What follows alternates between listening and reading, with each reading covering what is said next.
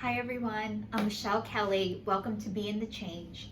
I'm gonna get started by reciting my inspiration. Our deepest fear is not that we're inadequate. Our deepest fear is that we are powerful beyond measure. It is our light, not our darkness, which most frightens us. We ask ourselves, who am I to be brilliant, gorgeous, talented, and fabulous? Actually, who are you not to be? You are a child of God.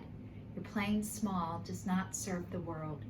There is nothing enlightened about shrinking so that other people will not feel insecure around you. We are all meant to shine as children do.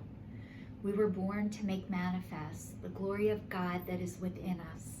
It is not just in some of us, it is in everyone.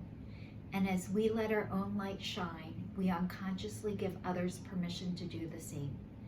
As we are liberated from our own fear, our presence automatically liberates others. Marianne Williamson. I'd like to say welcome to everybody who's watching me for the first time, and thank you, and welcome back.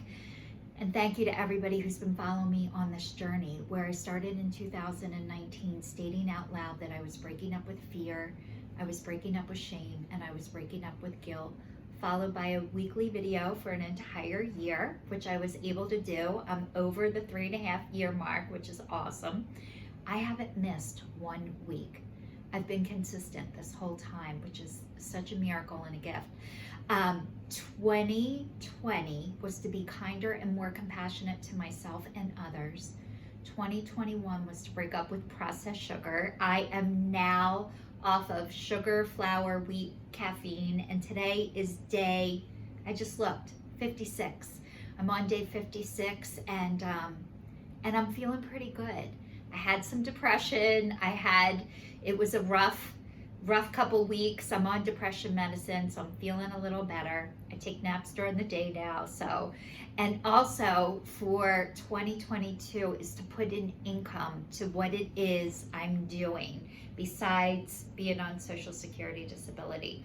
I really don't plan on being home for the rest of my life. I really am changing careers, and I don't know what it looks like yet, but I know speaking and public speaking is a part of that, and how it's all going to go down, I'm not sure yet, but I know I'm meant to do these videos.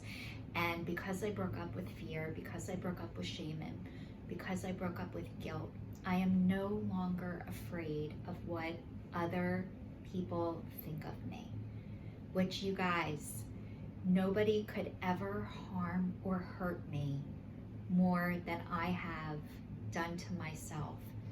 And last week I was talking about the disease of addiction and how it is a disease and not an excuse.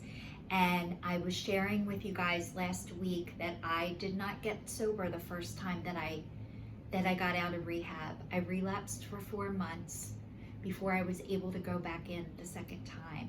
And when I was in rehab, they were educating me on the disease. And part of that education was, they said this disease is progressive and it will get worse. And you will say things you said you would never say, and you would do things that you would never normally do, and things will get worse.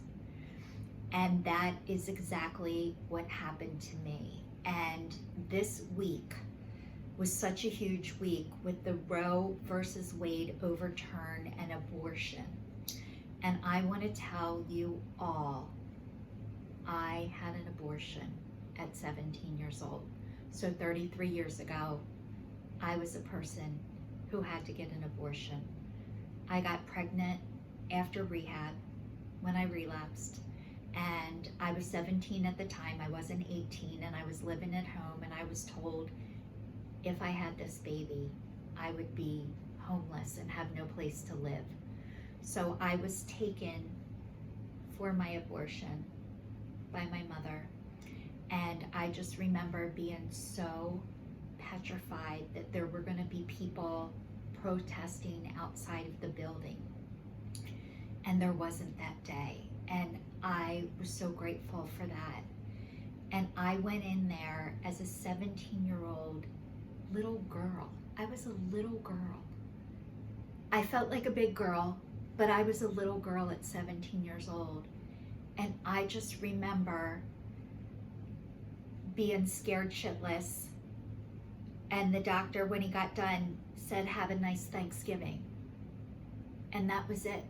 We drove home, never mentioned it again.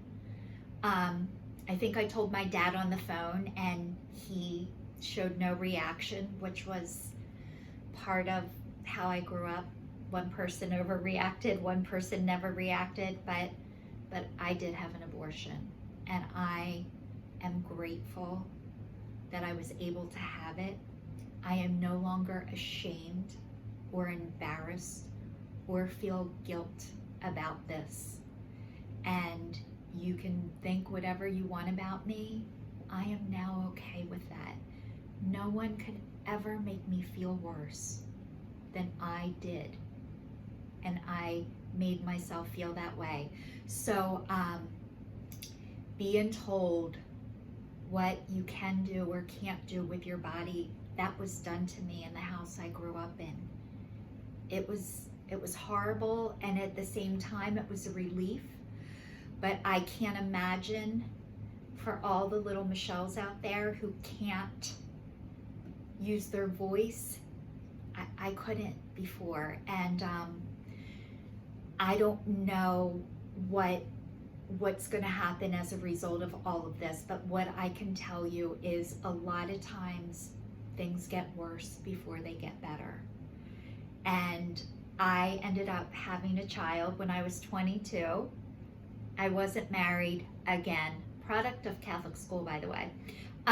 So anyway, I had my son at 22, and I wasn't married, and it was the greatest gift I was ever given. And so for everybody out there struggling, I'm a woman. I'm being affected by this. I'm being affected by a lot of things right now. And I'm grateful that whatever is going on in the world, whatever is going on in life, I have my voice, and I can use my words, and I can speak now, and I'm not afraid. And that is the most amazing gift I could ever get. I feel secure, and I feel safe. So I just want to say thank you to everybody who's watching me. Please stay tuned, stay safe, and I will see you all next week.